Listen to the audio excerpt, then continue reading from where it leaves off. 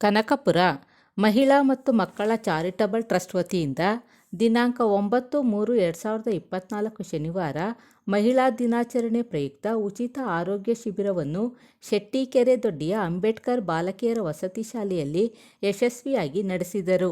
ಸಾಮಾನ್ಯ ತಪಾಸಣೆ, ಸ್ತ್ರೀರೋಗ ತಪಾಸಣೆ ಮತ್ತು ದಂತ ತಪಾಸಣೆ ಮತ್ತು ಚಿಕಿತ್ಸೆಗಳನ್ನು ಮಾಡಲಾಯಿತು. ಕಾರ್ಯಕ್ರಮದ ಅಧ್ಯಕ್ಷತೆಯನ್ನು ಮಹಿಳಾ ಮತ್ತು ಮಕ್ಕಳ ಚಾರಿಟಬಲ್ ಟ್ರಸ್ಟ್ನ ರಾಜ್ಯಾಧ್ಯಕ್ಷರಾದ ಶ್ರೀಮತಿ ರೂಪಾ ಜಗದೀಶ್ ವಹಿಸಿದ್ದರು. ಮಹಿಳಾ ದಿನಾಚರಣೆ ಪ್ರಯುಕ್ತ ವಿವಿಧ ಕ್ಷೇತ್ರಗಳಲ್ಲಿ ಸಾಧನೆ ಮಾಡಿದ ಮಹಿಳೆಯರಿಗೆ ಮತ್ತು ಮಕ್ಕಳಿಗೆ ಸನ್ಮಾನ ಮಾಡಲಾಯಿತು. ಆರೋಗ್ಯ ಇಲಾಖೆ ಡಾಕ್ಟರ್ GL ಪದ್ಮಾರವರಿಗೆ, ಶಿಕ್ಷಣ ಕ್ಷೇತ್ರದ ರೂಪಾ ಹೊಸದುರ್ಗರವರಿಗೆ, ರಾಜ್ಯ ಮಟ್ಟದ ಯೋಗ ಪ್ರದರ್ಶನದಲ್ಲಿ ಪ್ರಶಸ್ತಿ ಪಡೆದಿದ್ದ ಕುಮಾರಿ ಮಹಾಲಕ್ಷ್ಮಿ ಮುಳ್ಳಹಳ್ಳಿ ಅವರಿಗೆ ಸನ್ಮಾನಿಸಲಾಯಿತು. ಕಾರ್ಯಕ್ರಮದಲ್ಲಿ ದಿಶಾ ಕಮಿಟಿ ಸದಸ್ಯರಾದ ಏಳಗಳ್ಳಿ ರವಿ, ಗ್ರಾಮ ಪಂಚಾಯಿತಿ ಸದಸ್ಯರಾದ ಶಿವರಾಜು, ಕನಕಪುರ LIC ಅಭಿವೃದ್ಧಿ ಅಧಿಕಾರಿ ಉಮಾ, ಚಂದ್ರು ಉಪಸ್ಥಿತರಿದ್ದರು. ನನ್ನ ಹೃತ್ಪೂರ್ವಕ ವಂದನೆಗಳನ್ನ ತಿಳಿಸ್ತಾ ಇವತ್ತು ಆರೋಗ್ಯ ಶಿಬಿರನ ಏರ್ಪಡಿಸಿದ್ದಾರೆ. ಇಲ್ಲಿದ್ರೂ ನಮ್ಮ ಮಕ್ಕಳುಗಳಿಗೆ ಆರೋಗ್ಯನ ತಪಾಸಣೆ ನಮ್ಮ ಸರ್ಕಾರಿ ವತಿಯಿಂದ ಮಾಡ್ತಾನೆ ಇರ್ತಾರೆ. ಇವತ್ತು ವಿಶೇಷವಾಗಿ ರೂಪಾ ಅವರು ಇವತ್ತು ಆರ್ಗನೈಸ್ ಮಾಡಿರೋದು ಮಹಿಳಾ ದಿನಾಚರಣೆ ಅಂಗವಾಗಿ ಈ ಶಾಲೆನ ಒಂದು ಒಳ್ಳೆ ಇದಾಗ ಆರಿಸ್ಕೊಂಡಿದ್ದಾರೆ.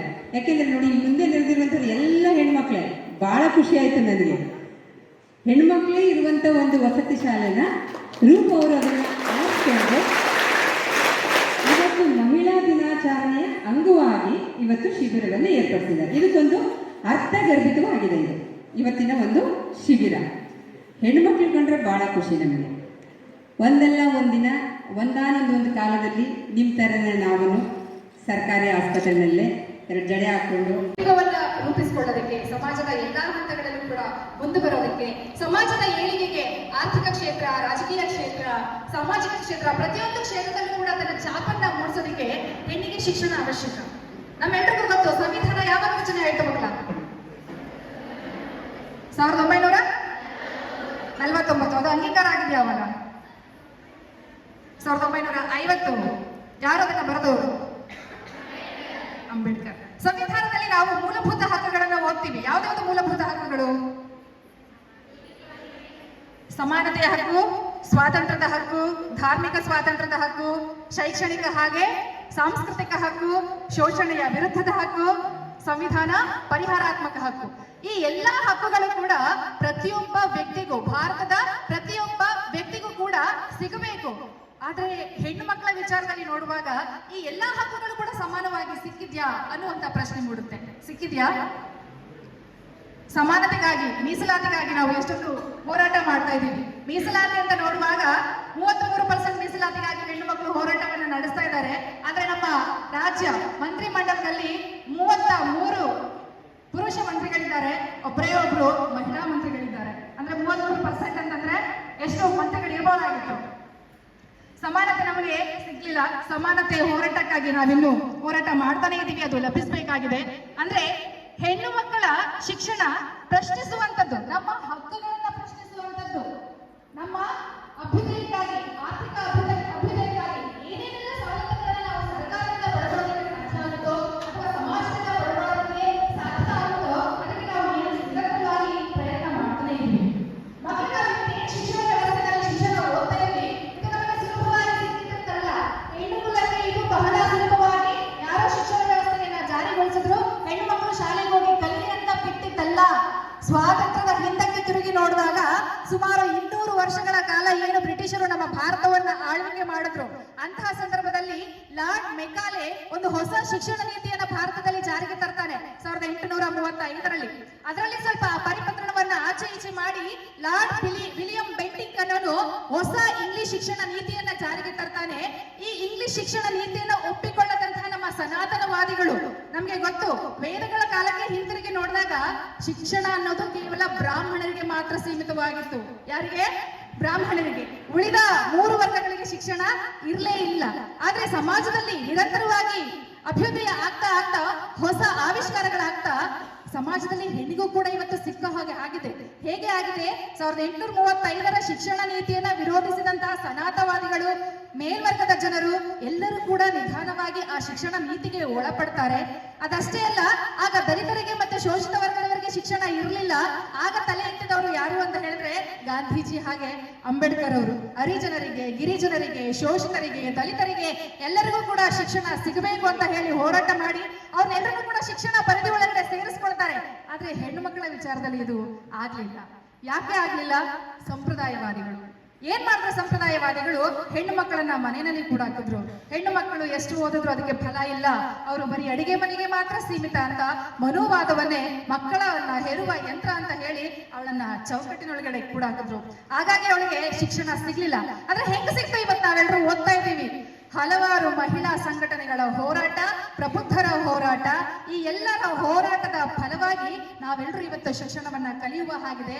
ಆಗ ಸಮಾಜದ ಉತ್ತಮ ವರ್ಗದ ಮಹಿಳೆಯರು ಮಾತ್ರ ಓದ್ತಾ ಇದ್ರು. ನಂತರದಲ್ಲಿ ಎಲ್ಲರಿಂದ ಪ್ರಭಾವಿತರಾದಂತಹ ಸಮಾಜದ ಕೆಳವರ್ಗದ ಜನರು ಕೂಡ, ಕೆಳವರ್ಗದ ಹೆಣ್ಣು ಮಕ್ಕಳು ಕೂಡ ಶಾಲೆಯನ್ನ ಪ್ರವೇಶಿಸುವ ಹಾಗೆ ಆಯಿತು. ಈ ರೀತಿ ಹಲವಾರು ಹೋರಾಟದ ಫಲವಾಗಿ ನಾವು ಪ್ರಪಂಚದಾದ್ಯಂತ ನಡೆದಂತಹ ಸ್ವಾತಂತ್ರ್ಯ ಹೋರಾಟಕ್ಕೆ ಬರೀ 10-20 ವರ್ಷಗಳನ್ನ ಹೋರಾಟ ಮಾಡಿ ನಾವು ಸ್ವಾತಂತ್ರ್ಯವನ್ನ ಪಡ್ಕೊಂಡಿಲ್ಲ. 100 ವರ್ಷಗಳ ಕಾಲ ಹೋರಾಟವನ್ನ ಮಾಡಿ ಫಲವನ್ನ ಪಡ್ಕೊಂಡಿದ್ದು. ಇವತ್ತು ಹೋರಾಟ ಮಾಡಿದ್ರೆ ನಾಳೆನೇ ಫಲ ಸಿಗುತ್ತೆ ಅಂತ ಯಾರು ಹೋರಾಟ ಮಾಡಲ್ಲ. ಹಾಗಾಗಿ ನಾವು ನಮ್ಮ ಭವಿಷ್ಯಕ್ಕೋಸ್ಕರ ಅಲ್ಲ, ನಮ್ಮ ಮಕ್ಕಳ ಭವಿಷ್ಯಕ್ಕೆ ಏನಾದರೂ ಒಳ್ಳೆಯದಾಗಲಿ, ಅವ್ರಿಗಾದ್ರೂ ಒಂದು ಒಳ್ಳೆಯ ಶಿಕ್ಷಣ ಸಿಗಲಿ ಅಂತ ಹೇಳಿ ಹಲವಾರು ಜನ ಹೋರಾಟ ಮಾಡಿದ ಫಲವಾಗಿ ನಾವೆಲ್ಲರೂ ಇವತ್ತು ಶಾಲೆಯಲ್ಲಿ ಕಲಿತಾ ಇದ್ದೀವಿ, ಶಿಕ್ಷಣವನ್ನ ಪಡ್ಕೊಳ್ತಾ ಇದ್ದೀವಿ. ಸೊ ಇದೆಲ್ಲದರ ಕ್ರೆಡಿಟ್ ಅಥವಾ ಲಾಭ ಯಾರಿಗೆ ಹೋಗ್ಬೇಕು ಅಂತ ಹೇಳಿದ್ರೆ, ನಮ್ಮ ಹಿಂದೆ ನಮ್ಮ ಶಿಕ್ಷಣಕ್ಕಾಗಿ ಹಕ್ಕೊತ್ತಾಯ ಮಾಡಿದಂತಹ, ಆ ಹಕ್ಕುಗಳನ್ನ ಪ್ರಶ್ನಿಸಿದಂತಹ ಪ್ರತಿಯೊಬ್ಬ ಹೋರಾಟಗಾರರಿಗೆ ಹೋಗ್ಬೇಕು ಅಂತ ಹೇಳ್ತೀನಿ. ಇವತ್ತು ಈ ನಮ್ಮ ಸ್ಥಿತಿಗೆ ಕಾರಣಕರ್ತರಾದ ಪ್ರತಿಯೊಬ್ಬರಿಗೂ ಕೂಡ ಒಂದು ಚಪ್ಪಾಳೆಯನ್ನು ಕೊಡಬೇಕು. ಹೀಗೆ ಶಿಕ್ಷಣ ಪಡ್ಕೊಂಡಂತಹ ಹೆಣ್ಣು ಮಕ್ಕಳು 2011ರ ಜನಗಣತಿಯನ್ನ ನೋಡಿದಾಗ ಇಡೀ ನಮ್ಮ ರಾಷ್ಟ್ರದ ಸಾಕ್ಷರತೆಯ ಪ್ರಮಾಣ ಎಷ್ಟು ಅಂದ್ರೆ 74%. ಅದರಲ್ಲಿ 84% ಪುರುಷರು ಸಾಕ್ಷರರಾಗಿದ್ರೆ ಹೆಣ್ಣು ಮಕ್ಕಳ ಪರ್ಸೆಂಟ್ ಬರೀ 65. ಅಂದ್ರೆ 17% ನಾವು ಪುರುಷರಿಗಿಂತ ಕಡಿಮೆ ಆಗಿದ್ದೀವಿ.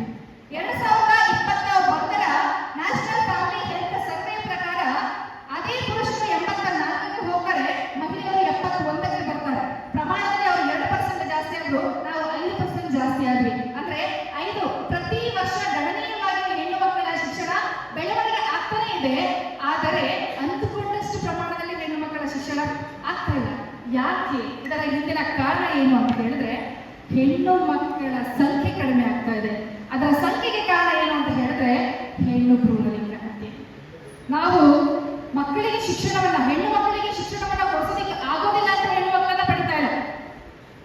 ಉದ್ದೇಶ ಅಷ್ಟೇ, ಹೆಣ್ಣು ಮಕ್ಕಳು ನಮ್ಮ ಪ್ರತಿಷ್ಠೆಗೋಸ್ಕರ ಬೇಡ ಅಂತ ಹೇಳ್ತಾರೆ, ಗಂಡು ಮಕ್ಕಳು ಮಾತ್ರ ಪ್ರತಿಷ್ಠೆಗೆ ಬೇಕು ಅಂತ ಹೇಳ್ತಾರೆ. ಈಗಲೂ ಕೂಡ ಹಳ್ಳಿಯಲ್ಲಿ ಆಚರಣೆಯಲ್ಲಿರುವಂತಹ ಅನಿಷ್ಟ ಪದ್ಧತಿ ಏನು ಅಂತ ಹೇಳಿದ್ರೆ, ಹೆಣ್ಣು ಮಕ್ಕಳು ಹುಟ್ಟಿದ್ರೆ ಅಯ್ಯೋ ಗಂಡಾದ್ರೂ ಹುಟ್ಟಬಾರ್ದಾಗಿತ್ತ ಅನ್ನುವಂಥ ಭಾವನೆಗಳು ಈಗಲೂ ಕೂಡ ಇದೆ. ಹೆಣ್ಣತ್ರ ಅಷ್ಟೊಂದು ಕೀಳು ಕಳೆಯೋದು ಬೇಡ. ಸರ್ಕಾರದ ಹಲವಾರು ಸವಲತ್ತುಗಳ ನಡುವೆಯೂ ಹೆಣ್ಣು ಇಷ್ಟೊಂದು ಶಕ್ತಿ ಬಂದರೂ ತನ್ನ ಕಾಲ ಮೇಲೆ ತಾನು ನಿಲ್ಲಬಲ್ಲಲು, ಸಮಾಜದಲ್ಲಿ ಯಾರ ಹಂಗೂ ಇಲ್ಲದೆ ಬದುಕಬಲ್ಲಲು ಅಂತ ತಾನು ಪ್ರೂವ್ ಮಾಡಿಕೊಂಡ ನಂತರ ಕೂಡ ಹೆಣ್ಣನ್ನ ನೀವು ಕೀಳಾಗಿ ನೋಡ್ತೀರಾ ಅಂತ ಹೇಳಿದ್ರೆ ಅದಕ್ಕೆ ಅರ್ಥನೇ ಇಲ್ಲ. ಹಾಗಾಗಿ ಹೆಣ್ಣು ಭ್ರೂಣಲಿಂಗ ಹತ್ಯೆಯನ್ನ ನಿಷೇಧಿಸಬೇಕಾಗಿದೆ. ನಿಮ್ಗೆಲ್ಲರಿಗೂ ಗೊತ್ತು, ರೀಸೆಂಟ್ ಆಗಿ ಎಷ್ಟೊಂದು ಹೆಣ್ಣು ಭ್ರೂಣಲಿಂಗ ಹತ್ಯೆ ಕೇಸ್ಗಳು ಬಂತು, ನಾವು ಟಿವಿನಲ್ಲೆಲ್ಲ ನೋಡಿದೀವಿ. ಅದು ಮಹಾ ಅಪರಾಧ.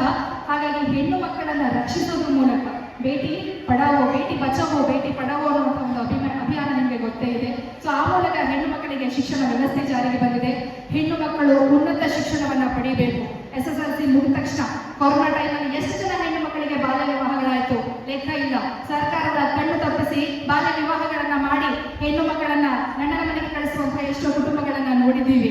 ಶಿಕ್ಷಣ ಯಾಕೆ ಉನ್ನತ ಶಿಕ್ಷಣವನ್ನ ಪೋಷಕರು ಕೊಡಿಸಲ್ಲ ಅಂತ ಹೇಳಿದ್ರೆ, ಹೆಂಗಿದ್ರು 18 ವರ್ಷ ತುಂಬಾದ್ಮೇಲೆ ಇವರಿಗೆ ಮದುವೆ ಮಾಡಿ ಕಳಿಸ್ತೀವಿ. ಇವರ ಜವಾಬ್ದಾರಿ ನಮ್ಮದಲ್ಲ, ಅವರ ಗಂಡನ ಜವಾಬ್ದಾರಿ.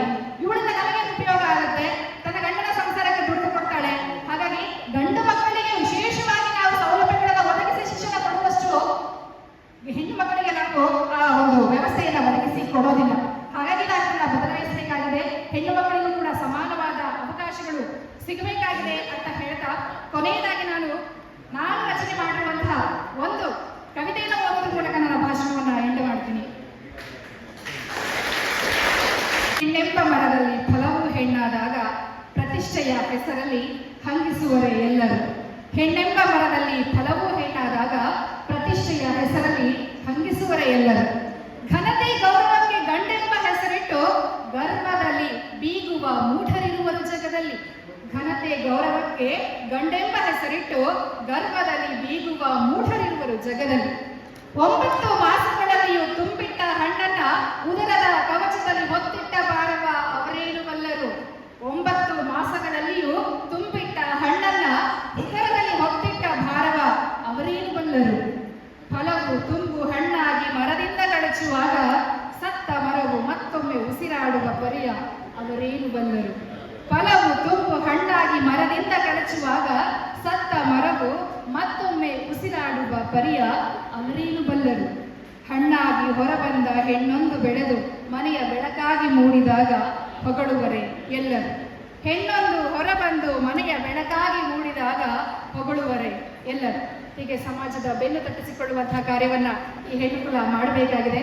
ಹಾಗಾಗಿ ನಿಮ್ಮ ಅಮೂಲ್ಯವಾದ ಸಮಯವನ್ನ ನಿಮ್ಮ ಓದಿಗೆ, ನಿಮ್ಮ ಅಭ್ಯುದಯಕ್ಕೆ, ನಿಮ್ಮ ವ್ಯಕ್ತಿತ್ವ ನಿರ್ಮಾಣಕ್ಕೆ ಬಳಸಿಕೊಳ್ಳಿ ಅಂತ ಹೇಳೋದ್ರ ಮೂಲಕ ಈ ಒಂದು ಭಾಷಣವನ್ನು ಮುಗಿಸ್ತೀನಿ. ಧನ್ಯವಾದ. ಭಾಷಣ ಹೇಗಿತ್ತು?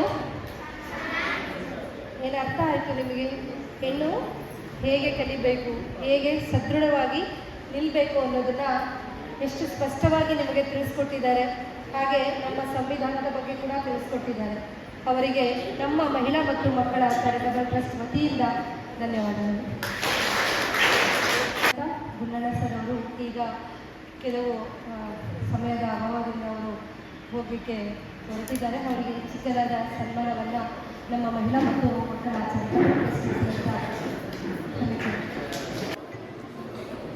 ಅಪ್ಪಾಜಿ ಬನ್ನಿ, ನೀವು ಅವರಿಗೆ ಸನ್ಮಾನ ಸ್ವೀಕಾರ ಮಾಡಿ ಹೋಗೋರು ಬನ್ನಿ.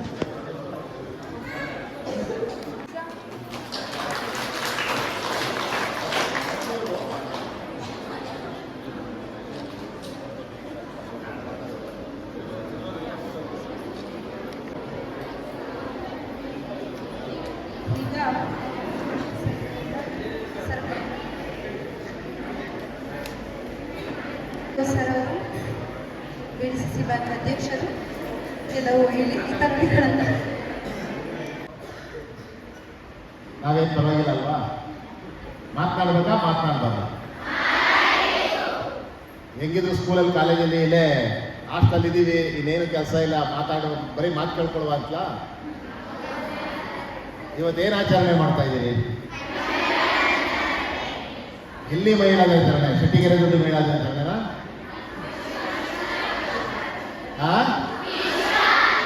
ವಿಶ್ವ ಅಂದ್ರೆ ಯೂನಿವರ್ಸಲ್. ಆದ್ರೆ ಯೂನಿವರ್ಸಲ್ ದಿನಾಚರಣೆ ಆದ್ರೂ ಮಹಿಳೆಯರಿಗೆ ಹೆಚ್ಚಿನ ಸ್ಥಾನಮಾನ, ಮಹಿಳಾ ಒಂದು ನಮ್ಮ ಪುರಾಣದ ಇತಿಹಾಸದಲ್ಲಿ ನಮ್ಮ ಮಹಾಭಾರತ ನೋಡಿದಾಗ ಮಹಿಳಾ ರಾಜ್ಯ ಇದ್ದದ್ದು, ಮಹಿಳಾ ಸಾಮ್ರಾಜ್ಯ ಇದ್ದಿದ್ದೆಲ್ಲಿ? ಮಹಿಳಾ ಸಾಮ್ರಾಜ್ಯ ಇದ್ದದ್ದು ಎಲ್ಲಿ? ಓದಿದ್ದೀರಾ ಇತಿಹಾಸ? ಮಹಿಳಾ ಸಾಮ್ರಾಜ್ಯ ಇದ್ದಿದ್ದು ಭಾರತದಲ್ಲಿ, ಗೊತ್ತಲ್ವಾ? ಇವತ್ತು ಪ್ರಸ್ತುತ ನಮ್ಮ ಭಾರತ ದೇಶದಲ್ಲೇ ಒಂದು ಕಡೆ ಇವತ್ತು ಮಹಿಳೆಯರಿಗೆ ಪ್ರಧಾನವಾದ ಒಂದು ಸ್ಥಾನಮಾನ, ಮತ್ತೆ ಮಹಿಳೆಯರ ಮನೆಗೆ ಗಂಡಸರು ಹೋಗುವಂತ ಒಂದು ಸಂಪ್ರದಾಯ ಇದೆ. ಯಾರಾದ್ರೂ ಗೊತ್ತಿದೆಯಾ ಮಹಿಳೆಯರೇ? ಮೇಡಮ್, ತಾವೇನಾದ್ರೂ ಓದಿದ್ದೀರಾ? ಮಹಿಳೆಯರ ಮನೆಗೆ ಈಗ ನಮ್ಮಲ್ಲಿ ಮದುವೆಯಾದ ಗಂಡು ಹೇಗೆ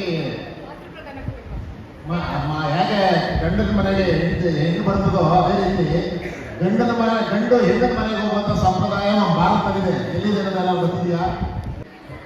ಗೊತ್ತಿದೆಯಾ? ನೀವೆಲ್ಲ ಮದುವೆ ಆದ್ರೆ ಯಾರ ಮನೆಗೆ ಹೋಗ್ತೀರಿ? ಇವತ್ತು ಲಕ್ಷದ್ವೀಪದಲ್ಲಿ ಲಕ್ಷದ್ವೀಪ ಕೇಳಿದ್ರಲ್ಲ, ಲಕ್ಷದ್ವೀಪ ನಮ್ಮ ಭಾರತದ ಒಂದು ಭಾಗ. ಆದ್ರೂ ಅಂದ್ರೆ ನಾನು ಯಾತಕ್ಕೆ ಲಕ್ಷದ್ವೀಪದಲ್ಲಿ ಇವತ್ತು ಮದುವೆ ಆದಂಥ ಹೆಣ್ಣು ಮಕ್ಕಳು ಮನೆಗೆ ಗಂಡು ಮಕ್ಕಳು ಬರ್ತಾರೆ. ಯಾಕೆ ಅಂದ್ರೆ ಅಲ್ಲಿ ಎಲ್ಲ ಮೀನುಗಾರರು, ಪೂರ್ತಿ ಅವರ ಉದ್ಯೋಗ, ಮುಖ್ಯವಾದ ಉದ್ಯೋಗ ಮೀನು ಇದು ಮಾಡೋದು. ಮನೆಯನ್ನ ಜವಾಬ್ದಾರಿಯಾಗಿ ನೋಡ್ಕೊಳ್ಬೇಕಾದವರು ಹೆಣ್ಣು ಮಕ್ಕಳು, ಮನೆಯ ಎಲ್ಲ ಜವಾಬ್ದಾರಿಯನ್ನು ನೋಡ್ಕೋಬೇಕಾದ್ರು ಹೆಣ್ಮಕ್ಳು. ಹಾಗಾಗಿ ಆ ಒಂದು ಲಕ್ಷದ್ವೀಪದಲ್ಲಿ ಇವತ್ತುವರೆಗೂ ಆ ಸಂಪ್ರದಾಯ ನಡ್ಕೊಂಡು ಬರ್ತಾ ಇದೆ.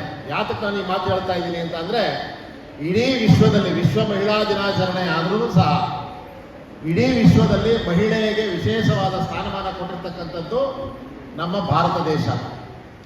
ನಮ್ಮ ಭಾರತ ದೇಶ, ನಾವು ಭಾರತ ದೇಶದ ಮಹಿಳೆಯರಾಗಿರೋದಕ್ಕೆ ನೀವೆಲ್ಲ ತುಂಬ ಹೆಮ್ಮೆಯನ್ನು ಪಡಬೇಕು.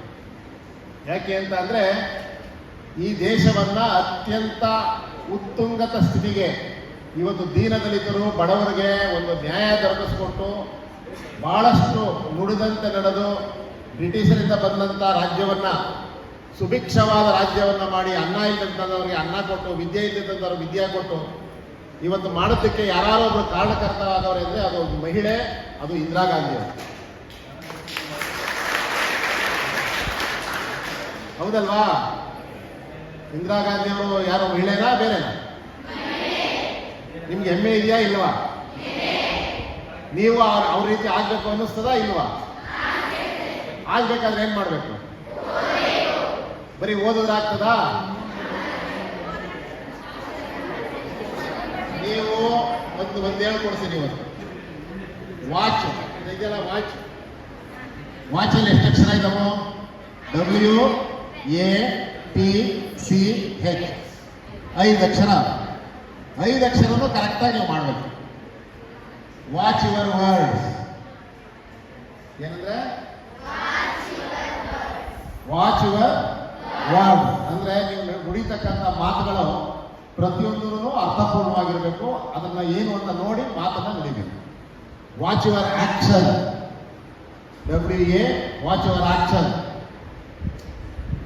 ನಿಮ್ಮ ನಡೆ, ನಿಮ್ಮ ಅದ್ರ ಬಗ್ಗೆ ಪ್ರತಿಕ್ರಿಯೆ ಅದು ಸರಿಯಾಗಿ ನಿಟ್ಟಿನಲ್ಲಿರಬೇಕು. Watch your tongue. ನಿಮ್ಮ ನಾಲಿಗೆಯಿಂದ ಬರ್ತದಲ್ಲ ಶಬ್ದ, ಒಂದು ಸರಿ ಅದು ಸ್ಲಿಪ್ ಆಗುತ್ತೆ, ಅದನ್ನು ಮತ್ತೆ ನಾವು ವಾಪಸ್ ಪಡೆಯೋಕ್ಕಾಗಲ್ಲ. Watch your character. WATC. ಏನು ಕ್ಯಾರೆಕ್ಟರ್ ಅಂದ್ರೇನು? ಕ್ಯಾರೆಕ್ಟರ್ ಅಂದ್ರೇನು? ನಡವಳಿಕೆ ಯಾವ ರೀತಿಯಲ್ಲಿರಬೇಕು? ನಮ್ಮ ಭಾರತದ ಸಂಪ್ರದಾಯದ ಮಹಿಳೆಯ ಒಂದು ಎಲ್ಲ ಲಕ್ಷಣಗಳಿರ್ತಕ್ಕಂಥ ರೀತಿಯಲ್ಲಿ ನಿಮ್ಮ ಒಂದು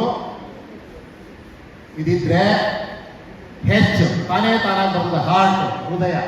ನಿಮ್ಮ ಹೃದಯ ತುಂಬಿ ನೀವೇನೇ ಮಾಡ್ತಕ್ಕಂಥದ್ದನ್ನು ನಿಮ್ಮ ಹೃದಯಾಂತರಾಳದಿಂದ ಬರಬೇಕಾಗ್ತದೆ. ಹಾಗಾಗಿ ಈ 5 ನೀವು ರೂಢಿ ಮಾಡಿಕೊಂಡ್ರೆ ನೀವು ಭಾರತದ ಯಾವುದೇ ಒಂದು ಮಹಿಳೆಗಿನ ಕಡಿಮೆ ಆಗೋದಿಲ್ಲ. ಭಾರತದಲ್ಲಿ ಇಡೀ ಒಂದು ರಾಷ್ಟ್ರದಲ್ಲಿ, ಇಡೀ ಒಂದು ಪ್ರಪಂಚದಲ್ಲಿ, ವಿಶ್ವದಲ್ಲಿ ಏನಿದೆ ಇವತ್ತು ಇಲ್ಲಿ ಒಂದು ಭಾರತ, ಈಗ ನಮ್ಮ ಕರ್ನಾಟಕದಲ್ಲೂ ಸಹ ಈಗಾಗಲೇ ಹೇಳಿದ್ರು, ಇದು ಶೋಷಿತರಿಗೆ ಮತ್ತು ಮಹಿಳೆಯರಿಗೆ ವಿದ್ಯಾಭ್ಯಾಸಕ್ಕೆಲ್ಲ ಹೊರಗಡೆ ಬರೋದಕ್ಕೂ ತೊಂದರೆ ಇತ್ತು. ನಮ್ಮ ಭಾರತದ ಸಂವಿಧಾನದ ಬಗ್ಗೆ ಮೇಡಮ್ ಚೆನ್ನಾಗಿ ಹೇಳಿದ್ರು. ಚೆನ್ನಾಗಿ ಹೇಳಿ ಅವರು ಅಂಬೇಡ್ಕರ್ ಅವರ ಬರೆದಂಥ ಒಂದು ಸಂವಿಧಾನದ ಮೂಲಕವಾಗಿ ಇವತ್ತು ನಾವೆಲ್ಲ ಏನು ಈ ಒಂದು ಆಶಯವನ್ನು ನಮ್ಮ ಭಾರತ ಸ್ವಾತಂತ್ರ್ಯದ ಒಂದು ಸಂವಿಧಾನದ ಮೂಲಕ ನಾವೇನು ಎಲ್ಲ ಬಾಳ್ವೆಯನ್ನು ಮಾಡ್ತಾ ಇದ್ದೀವಿ ಅನ್ನುವಂಥ ವಿಚಾರವನ್ನು ನಿಮಗೆ ಹೇಳಿದ್ದಾರೆ. ನೀವಿಲ್ಲಿ ಕೂತ್ಕೊಂಡು ಸಮಯವನ್ನು ಬೇರೆ ನಿಮ್ಮ ಫ್ರೆಂಡ್ಸ್ಗಳ ಜೊತೆ ಮಾತಾಡೋದನ್ನು ಸ್ವಲ್ಪ ಕಡಿಮೆ ಮಾಡಿ ಸ್ವಲ್ಪ ತಿಳುವಳಿಕೆ ಹೋದ್ರು ಒಂದೇ ಒಂದು ಸಣ್ಣ ಘಟನೆಯನ್ನು ನಿಮ್ಮ ಜೀವನದಲ್ಲಿ ಒಂದು ಹೊಸ ದಾರಿಯನ್ನು ಕಾಣಿಸ್ತದೆ. ಯಾಕೆ ಅಂತ ಅಂದರೆ ಟಾಟಾ ಅನ್ನುವಂಥವ್ರು, ಟಾಟಾ ಇದ್ದಾರಲ್ಲ, ಟಾಟಾ ಬಿರ್ಲಾ ಅಂತ ಕೇಳಿದ್ರೆ ಹೆಸರುಗಳನ್ನ. ಟಾಟಾ ಫಸ್ಟು ಒಂದು ಕಬ್ಬಿಣದ ದೇಹದಿಂದ ಪ್ರಾರಂಭ ಮಾಡಿ ಒಂದು ಫ್ಯಾಕ್ಟ್ರಿನ ಪ್ರಾರಂಭ ಮಾಡ್ತಾರೆ. ಇವತ್ತು ಯಾರು ಭಾರತದ ಮಹಾನ್ ಪ್ರಧಾನಿಗಳಾಗಿದ್ದಾರೆ ಅಥವಾ ಮಹಾನ್ ಇಂಡಸ್ಟ್ರಿಯಲಿಸ್ಟ್ ಆಗಿದ್ದಾರೆ, ಅವರೆಲ್ಲ ಸಣ್ಣ ಒಂದು ನಿಮ್ಮ ರೀತಿಯೇ ಸರ್ಕಾರಿ ಶಾಲೆಯಿಂದ ಓದಂತವ್ರೆ. ಯಾರು ಹಾರ್ವರ್ಡ್ ಯೂನಿವರ್ಸಿಟಿ, ಅಮೆರಿಕದ ಇನ್ಯಾವುದೋ ಒಂದು ಯೂನಿವರ್ಸಿಟಿ, ದೊಡ್ಡ ಯೂನಿವರ್ಸಿಟಿಗಳಲ್ಲಿ ದೊಡ್ಡ ದುಡ್ಡು ಖರ್ಚು ಮಾಡಿ ಓದಂಥವ್ರು ಅತಿ ಹೆಚ್ಚು ಪ್ರಮಾಣದಲ್ಲಿ ಆಗಿಲ್ಲ.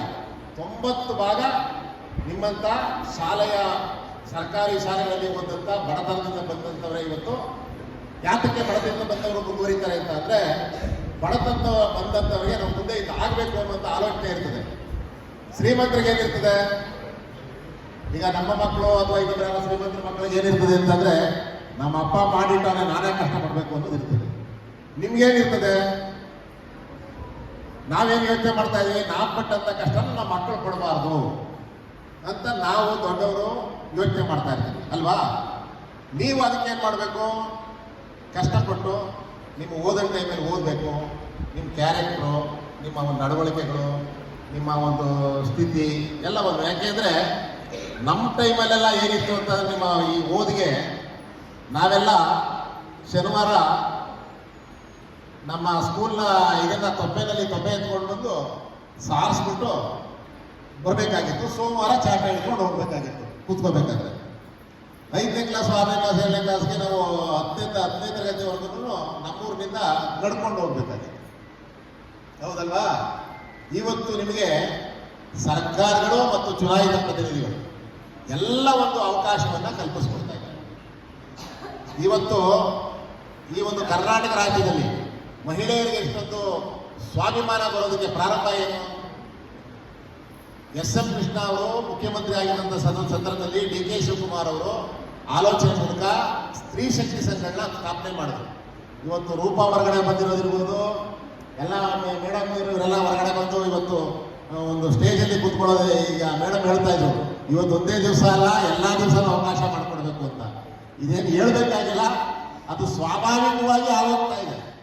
ಯಾಕೆಂದರೆ ಒಂದು ಪಂಚಾಯತಿನಲ್ಲಿ ಮೆಂಬರ್ ಇರ್ತಕ್ಕಂಥದ್ದು 50%, ತಾಲೂಕ್ ಪಂಚಾಯತಿನಲ್ಲೂ 50%, ಜಿಲ್ಲಾ ಪಂಚಾಯತಿಲೂ 50%. ಇನ್ನು ಲೋಕಸಭೆ ವಿಧಾನಸಭೆಯಲ್ಲಿ ಮಾತ್ರ ಬಿಲ್ ಪಾಸ್ ಆಗಬೇಕು, ಅಲ್ಲೂ 33% ಆಗದೆ. ಇದೇನು ಹೇಳುವಾಗಿಲ್ಲ ಕೇಳುವಾಗಿಲ್ಲ, ನೀವೇ ನಿಮ್ಮದೇ ರಾಜ್ಯ ಆಗ್ತದೆ, ತೊಂದರೆ ಏನಿಲ್ಲ. ಆದರೆ ಏನು ಸ್ತ್ರೀ ಶಕ್ತಿ ಸಂಘಗಳನ್ನು ಪ್ರಾರಂಭ ಮಾಡಿಬಿಟ್ಟು ಮಾಡೋರು ನಿಮ್ಮ ಮೇಲೆ ಇವತ್ತೇನಾದರೂ ವಸೂಲಾತಿ ಇದ್ದರೆ 100% ಇವತ್ತು ಮಹಿಳಾ ಸಂಘಗಳಿಂದ ಸಾಲ ಕೊಡ್ತಾರಲ್ಲ, ಸಾಲ ತಗೊಳ್ತಾರಲ್ಲ, 100%. ಈಗ ನಮ್ಮ ಸರ್ಕಾರದಲ್ಲಿ ಯೋಜನೆಗಳನ್ನು ಕೊಡ್ತಾರೆ.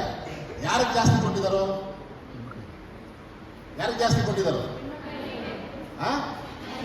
ಏನೇನು ಕೊಟ್ಟಿದ್ದಾರೋ? ಏನೇನು ಕೊಟ್ಟಿದ್ದಾರೆ ಹೇಳಿ? ಏನು ಗ್ಯಾರಂಟಿ ಕೊಟ್ಟಿದ್ದಾರೋ ಮಹಿಳೆಯರಿಗೆ? ಸರಿ, ಒಂದೊಂದು. ಮೊದಲನೇದು ಬಸ್ ಫ್ರೀನಾ? ಮೊದಲು ನೀವು ಬಸ್ ಪಾಸ್ ಮಾಡಬೇಕಾಗಿತ್ತಲ್ವಾ? ಪಾಸ್ ಮಾಡ್ಕೋಬೇಕಾಗಿತ್ತು. ಆದರೆ ಕೆಲವು ದೂರದಕ್ಕೆ ಮಾತ್ರ ಇತ್ತು. ಇವತ್ತು ಕರ್ನಾಟಕದಾದ್ಯಂತ ಎಲ್ಲರೂ ಓಡಾಡ್ಬೋದಾ? ಆಮೇಲೆ ನಿಮ್ಮ ಅಮ್ಮನೀರಿಗೆ ಗೃಹಲಕ್ಷ್ಮಿ ಎಷ್ಟು ಕೊಟ್ಟಾರೋ? 2,000 ಕೊಡ್ತಾ ಇದ್ದಾರಾ? ಆಮೇಲೆ ಕರೆಂಟು ಫ್ರೀನಾ? ಅದಾದ್ಮೇಲೆ ನೀವೇನಾದ್ರು ಡಿಗ್ರಿ ಮಾಡಿದ್ರೆ, ಡಿಗ್ರಿ ಅಥವಾ ಇದನ್ನು ಮಾಡಿದ್ರೆ ನಿಮಗೆ 1 ವರ್ಷ ಸ್ಟೈಫಂಡು, ಯುವ ನಿಧಿ ಅಲ್ವಾ? ಆಮೇಲೆ ಇದು ಅನ್ನ, ರೇಷನ್ ಕೊಡ್ತಾ ಇದ್ದಾರಾ? ಆಯ್ತು. ಕರ್ನಾಟಕ ಸರ್ಕಾರದಲ್ಲಿ ನಿಮಗೆ ಸೈಟ್ಗಳು ಕೊಡ್ತಾರಲ್ಲ, ಯಾರ ಹೆಸರು ಕೊಡ್ತಾ ಇದ್ದಾರೋ? ಹೆಣ್ಮಕ್ಳ ಹೆಸರಿಗೆ ಕೊಡ್ತಾ ಇರೋದು. ಮನೆ ಕೊಟ್ಟರೆ ಯಾರ ಹೆಸರು ಕೊಟ್ಟಾರೋ? ಕಾರಣ ಏನು ಅಂದ್ರೆ ಮಹಿಳೆಯರ ಬಗ್ಗೆ ನಮ್ಮ ಸರ್ಕಾರಕ್ಕೆ, ನಮ್ಮ ಜನಪ್ರತಿನಿಧಿಗಳಿಗೆ, ಡಿ ಕೆ ಶಿವಕುಮಾರ್ ಅವರಿರ್ಬೋದು, ಡಿ ಕೆ ಸುರೇಶ್ ಅವರಿರ್ಬೋದು, ನಮ್ಮ ರವಿ ಅವರಿಗಿರ್ಬೋದು, ಇಲ್ಲಿರ್ತಕ್ಕಂಥ ಎಲ್ಲ ತಾಲೂಕ್ ಪಂಚಾಯತ್, ಜಿಲ್ಲಾ ಪಂಚಾಯತ್ ಅವರಿಗಿರ್ಬೋದು, ಮಹಿಳೆಯರು ಕಂಡ್ರೆ ಮಹಿಳೆಯರ ಮೇಲೆ ನಂಬಿಕೆ. ಇವರು ತೊಂದರೆ ಮಾಡಲ್ಲ, ಮೋಸ ಮಾಡಲ್ಲ, ನಮಗೆ ಸರಿಯಾದ ರೀತಿಯಲ್ಲಿ ಸಂಸಾರ ನಡೆಸ್ಕೊಂಡು ಹೋಗ್ತಾರೆ, ಸರಿಯಾದ ರೀತಿಯಲ್ಲಿ ಸಮಾಜನ ನಡೆಸ್ಕೊಂಡು ಹೋಗ್ತಾರೆ. ಏನಾದರೂ ಗಂಡಸ ಯಾರಾದರೂ ಹೆಚ್ಚು ಕಡಿಮೆ ಮಾಡೋದು, ತಲೆ ಮೇಲೆ ಸುಮ್ಮನೆ ಹಿಂಗೆ ಹೊಡೆದು ನಾವು ಸರಿಯಾಗಿ ಮಾಡ್ತಾರೆ ನಡಿ ಅಂತ ಹೇಳ್ತಾರೆ. ಮಾಡ್ತಿರಲ್ವಾ ಕೆಲಸನ ಈ ಸರಿ? ಎಲ್ಲೆಲ್ಲಿ ಕಡೆಯಿಂದ ಬಂದಿದ್ದೀರಿ ಇಡೀ ಅಂಬೇಡ್ಕರ್ ಶಾಲೆಗೆ ನೀವು?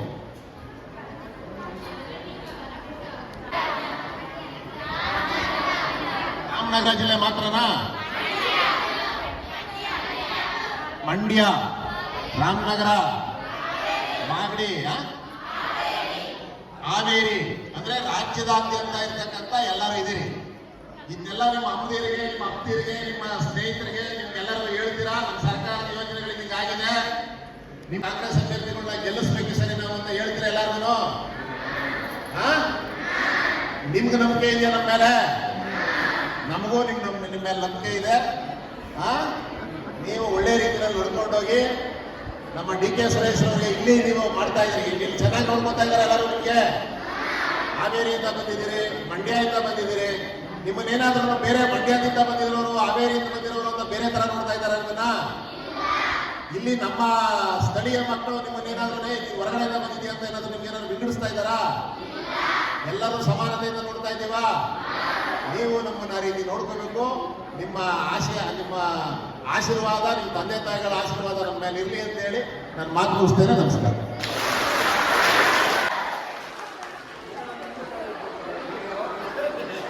ಇದರಾದ ವಿಭಾಗನೆ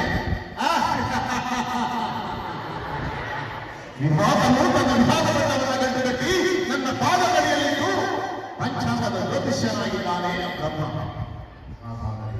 ಕ್ಷಣ ಕ್ಷಣಕ್ಕೂ ನನ್ನನ್ನು ಕಾಡುತ್ತಿರುವ ಭಾಗವು ಕ್ಷಣ ಕ್ಷಣರಾದ ನವಗ್ರಹಗಳ ಕ್ರಾಂತಿಯ ಪ್ರಕ್ರಾಂತಿಗಳ ಸಿಂಹಾಸನದ ಹಂತಗಳಾಗಿ ಹೇಳುತ್ತಿದ್ದಾರೆ. ಹೇಳು.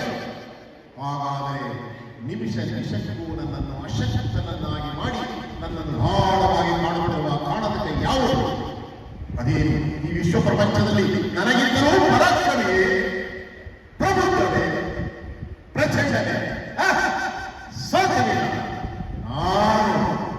ನಾನು ಚತುರ್ಭುವನ ಭಯಂಕರನಾದ ದಕ್ಷಿಣೇಶ್ವರ ದಶಕಂಠರಾವಣ, ಸರ್ವತ್ರ ಸರ್ವ ಸ್ವತಂತ್ರರಾದ ಪ್ರಬುದ್ಧರಾವಣ, ಎಲ್ಲ ಬ್ರಹ್ಮಾಂಡದ ಲೋಕದಂಡಗಳನ್ನು ಯಕ್ಷಗಾನವಲ್ಲ, ದಂಡುದಾರಿಗಳ ಮಂಡಲ ನಾಯಕನಾದ ಗಂಡನೆಯ ಗಂಡರ ಗಂಡನಾದ ಪ್ರಚಂಡರಾವಣ.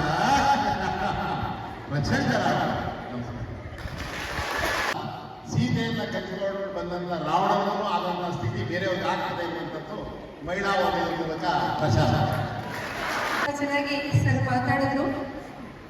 ವಾಚ್ ಅದ್ರ ಬಗ್ಗೆ ಎಕ್ಸ್ಪ್ಲೈನ್ ಮಾಡೋದು, ಹೇಗೆ ಇರಬೇಕು, ನಾವು ಹೇಗೆ ಕಲಿಬೇಕು, ಹೇಗೆ ನಾವು ತಿಳಿದು ಮುಂದಿನ ಹಂತದಲ್ಲಿ ಹೆಣ್ಮಕ್ಳು ಯಾವ ಮಟ್ಟಕ್ಕೆ ಹೋಗಬೇಕು ಅಂತ ನಮ್ಮ ಉಕ್ಕಿನ ಮಹಿಳೆ ಪ್ರಧಾನಮಂತ್ರಿಯವರು ಇಂದಿರಾ ಗಾಂಧಿ ಅವರ ಬಗ್ಗೆ ಮಾತಾಡಿದ್ರು. ಅವರ ಒಂದು ಚಾಣಕ್ಯತೆ ಅಥವಾ ಅವರ ಒಂದು ದಿಟ್ಟತನ ಎಲ್ಲ ಹೆಣ್ಮಕ್ಳಿಗೂ ಬರಬೇಕು ಅಂತ ಹೇಳಿ ಸರ್ ತುಂಬ ಚೆನ್ನಾಗಿ ಮಾತಾಡಿದ್ರು. ಅವರಿಗೆ ನಮ್ಮ ಮಹಿಳಾ ಮತ್ತು ಮಕ್ಕಳ ಚಾರಿಟಬಲ್ ಟ್ರಸ್ಟ್ ವತಿಯಿಂದ ಧನ್ಯವಾದಗಳು. ಸಾಧಕರಿಂದ ವಿದ್ಯೆ ಮತ್ತು ಜೀವನ ಶೈಲಿಯಾಗಿ ಹರಿದು ಬಂದಿದೆ. ಯೋಗ ಸ್ಥಿತಿ ವಿರೋಧ ಎಂಬ ಮಹಾಯೋಗಾಚಾರ್ಯ ಪತಂಜಲಿ ಮಹರ್ಷಿಗಳು ಯೋಗದ ಬಗ್ಗೆ ತಿಳಿಸಿದ್ದಾರೆ. ದೈಹಿಕವಾಗಿ ಮಾನಸಿಕವಾಗಿ ಸದೃಢಗೊಳ್ಳಲು ಯೋಗಾಭ್ಯಾಸ ಉತ್ತಮವಾಗಿದೆ. ಇದು ಎಲ್ಲ ವಯಸ್ಸಿನವರು ಮಾಡಬಹುದಾದ ಪ್ರಕ್ರಿಯೆ ಎಂದು ಹೇಳುತ್ತಾ ನಮ್ಮ ಈ ಕಾರ್ಯಕ್ರಮಕ್ಕೆ ರಾಜ್ಯ ಮಟ್ಟದ ಪ್ರತಿಭೆ, ಹಲವು ಪ್ರಶಸ್ತಿಗಳ ಮುಡಿಗೇರಿಸಿಕೊಂಡಿರುವ ನಮ್ಮ ಹಳ್ಳಿಗಾಡಿನ ಪ್ರತಿಭೆ ಕುಮಾರಿ ಮಹಾಲಕ್ಷ್ಮಿ ಇವರಿಂದ ಯೋಗ ಪ್ರದರ್ಶನ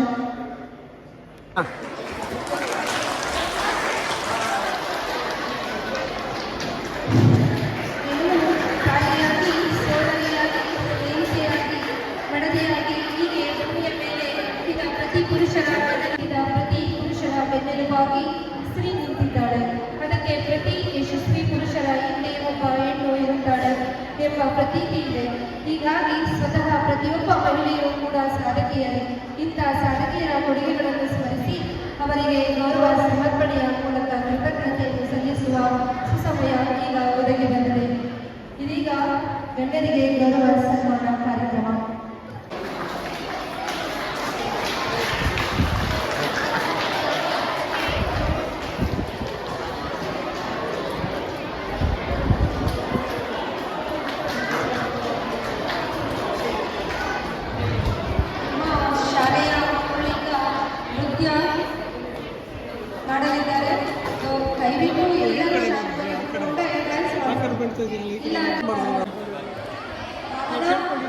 ಹಾಗೂ ಅವರ ತಂಡದಿಂದ ನೃತ್ಯ ಕಾರ್ಯಕ್ರಮ ಇದೆ. ಗೌರವ ಸನ್ಮಾನ ಮುಗಿದ ನಂತರ ನಿಮಗೆ ನೃತ್ಯ ಕಾರ್ಯಕ್ರಮ ಹಾಗೂ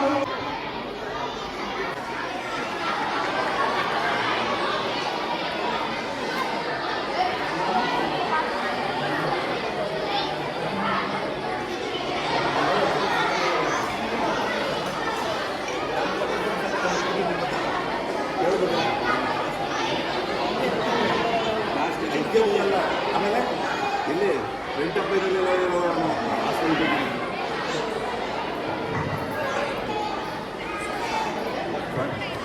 ಅಭ್ಯಾಸ ಅಲ್ವಾ ಅದು?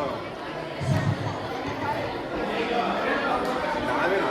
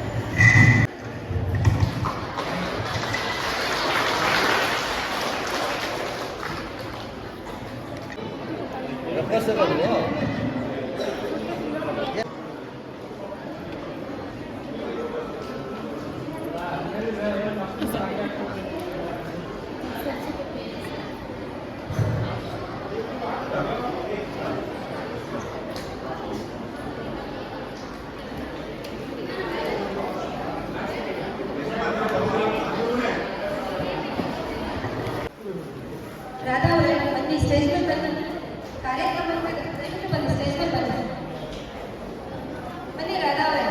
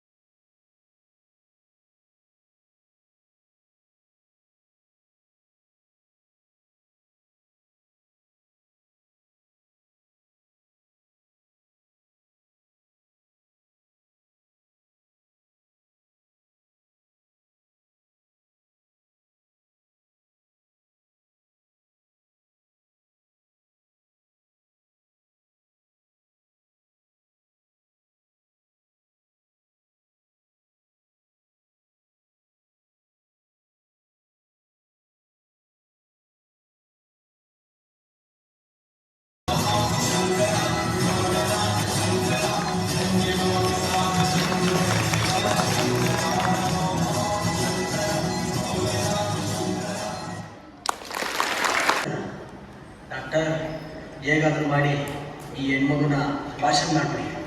ಎಷ್ಟು ದುಡ್ಡು ಖರ್ಚಾದರೂ ಪರವಾಗಿಲ್ಲ ಡಾಕ್ಟರ್. ಓಕೆ, ನೀವೆಲ್ಲಂಗೆ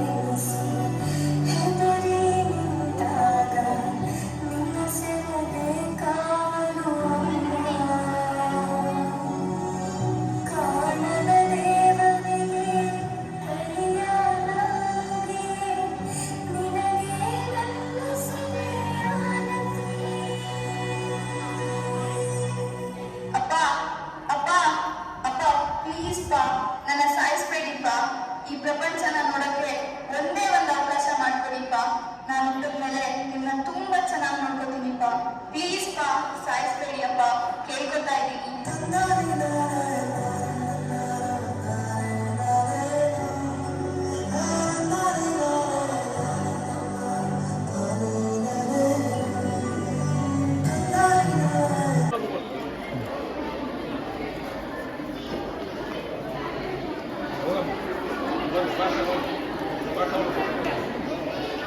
ಒಂದು 3-4 ಜನ ನಿಂತ್ಕೊಳ್ಳಿ. ಒಂದು 3-4 ಜನ ನಿಂತ್ಕೊಳ್ಳಿ. ಎಲ್ಲರೂ